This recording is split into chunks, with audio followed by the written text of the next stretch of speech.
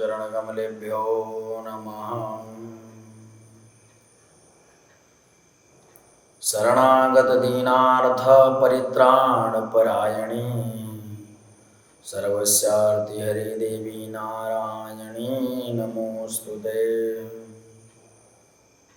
नारायणी नमोस्तुते। ओम वाग्मोदिन्यै नमः। समस्त इष्ट मित्रों को राधे राधे, सादर प्रणाम, सुप्रभातम, जय श्री कृष्ण, जय माता दी।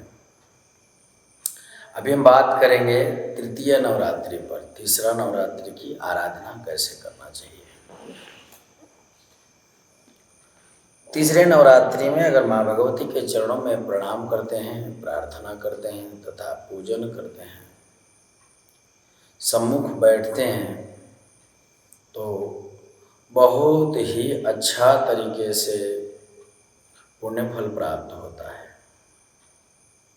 तीसरे नवरात्रि में विशेषतया अगर किसी व्यक्ति को फेस से रिलेटेड कोई रोग होता हो, उनके फेस पर दाने इत्यादि होते हों, तो वह क्या करें, माँ भगवती के मंदिर में दुग्ध का भी दान करें तो ज़्यादा अच्छा रहेगा। और बहुत ज़्यादा जिसको गुस्सा आता हो, वह तीसरे नवरात्रि की आराधना करें चंद्रघंटा माता का। चंद्रघंटा माता अद्भुतादि रूप से सकल मनोरथ को पूर्ण करती हैं तथा जीवन में नाना प्रकार के सुखों को प्रदान करती हैं।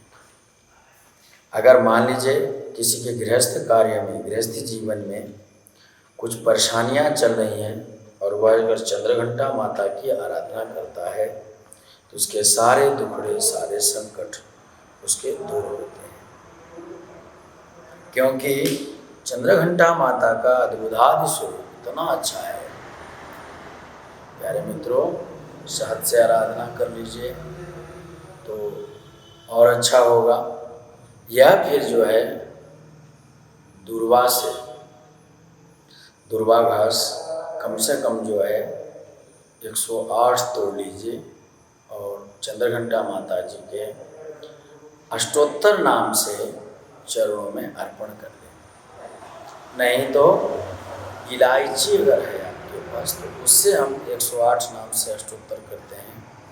और जब हम 108 नाम से अष्टोत्तर कर रहे हैं माँ भगवती को तीसरे दिन, तो समझिए उस व्यक्ति के जीवन में, जो व्यक्ति काफ़ी गुस्सैल स्वभाव का हो, घर में और स्थिरता हो, उसके साथ किसी के साथ बनता ना हो, बाहर मित्रता अच्छी हो लेकिन घर में किसी से पकड़ ना हो, अकेला अकेला रहता हो, खोया खोया सा रहता हो, तो वह माँ भगवती के चरणों में 108 बार इलायची से अष्टोत्तर करे तीसरे नवरात्रि में, तो सारे संकट उसके दूर होते हैं।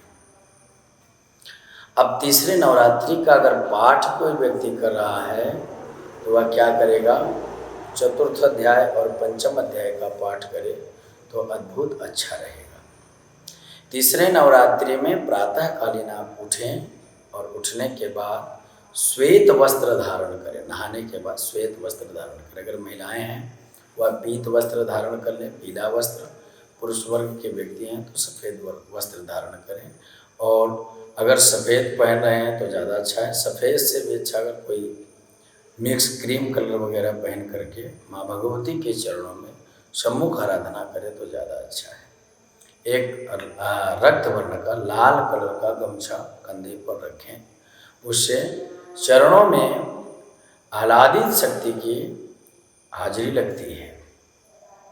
और मेरे प्यारे मित्रों, पवित्र गंगा चैनल के माध्यम से एक बात और आपको बताता हूँ कि नवरात्रि का जो आराधना है आपका, यह बड़ा गुप्त है। गोपनीयम गोपनीयम गोपनीयम प्रयत्नतः, यह गोपनीय है।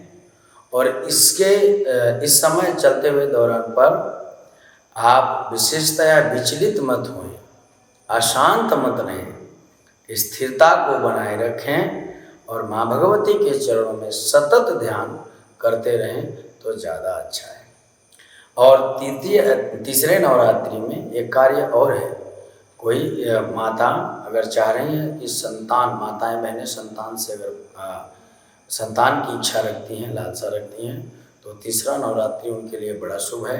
वह पान के पत्ते पर ओम क्लीं कृष्णाय नमः लिख करके कम से कम 5 पान के पत्ते हों और चमेली के तेल से उसमें लिखे क्लीं कृष्णाय नमः।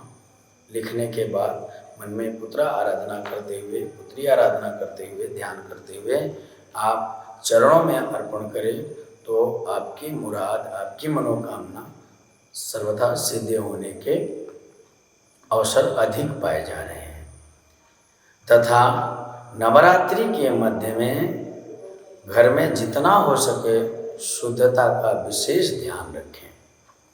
देखो भैया, नवरात्रि का समय पता नहीं चलता, अभी आज दूसरा दिन है, पता नहीं चल रहा है। माँ के समय, माँ का जो आगमन है वह प्रतिक्षण खेल कूद में बीतता जा रहा है और आप आराधना कर रहे हैं। जो व्रती लोग हैं उनका विशेष ध्यान रखें घर में। व्रती लोगों से कोई गुस्सा वाली बात न करें, उनकी सेवा कर लें। जो व्रती नहीं हैं वो व्रती लोगों के प्रति एक सौहार्द रखें, प्रेम रखें तथा उनके फलाहार की, उनकी व्यवस्था की चिंता करें। अगर ऐसा करते हैं तो उसे भी व्रत का पुण्य फल प्राप्त होता है।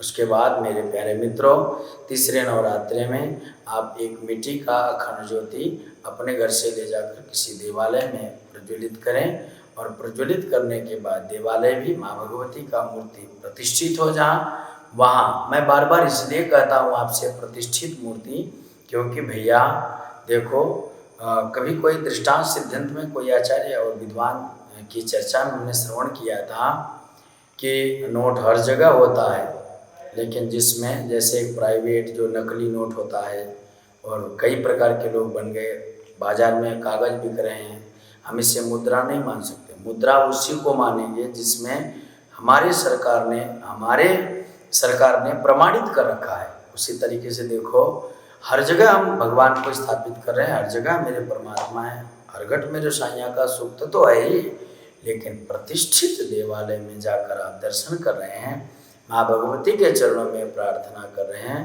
तो उसका विशेष तरह से पुण्य प्राप्ति मिलता है आपको।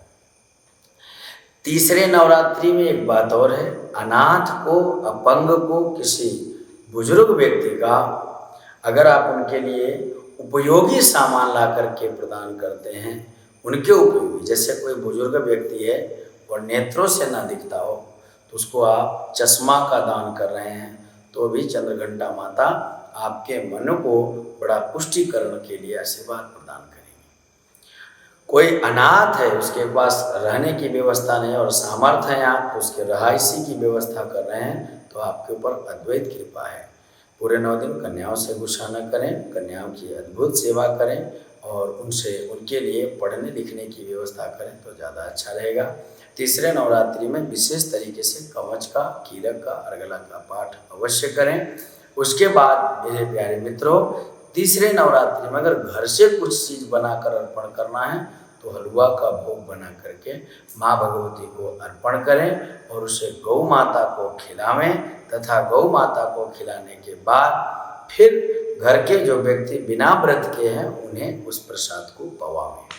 जो व्रती व्यक्ति हैं ज़्यादा गरिष्ठ भोजन न लें, क्योंकि देखिए आज दूसरा नवरात्रि है, गरिष्ठ भोजन आप लेंगे व्रत में तो गरिष्ठ मतलब कैसा, जैसे बहुत ज़्यादा फलाहार ले लिए, कुट्टू की आटा खा लिए या ऐसा कुछ खा रहे हैं तो नहीं, बहुत स्वल्प आहार लें, कम आहार लें और माँ के चरणों में ध्यान रखें तो आपको भूख प्यास की चिंता नहीं रहेगी तथा सर्वदा अग्रसरित रहेंगे।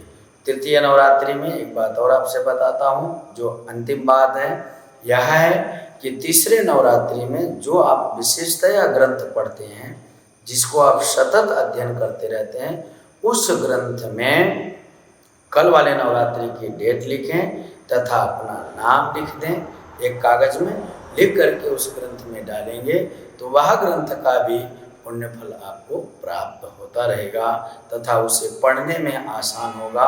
एजुकेशन वाले तीसरे नवरात्रि में माँ भगवती के चरणों में जो है पढ़ने वाले बच्चे दीवा जलावें तथा उस ज्योत को 5 बार माँ भगवती के चरणों में आरोगें तथा अपने ऊपर भी 5 बार आरोग्य दें, उसे अपने तरफ सिर पर वार करके रखें। उसके बाद जो है बड़े बुजुर्गों के पास जा कर के कुछ माँ भगवती के दृष्टांत इत्यादि श्रवण करें तो बहुत अच्छा रहेगा।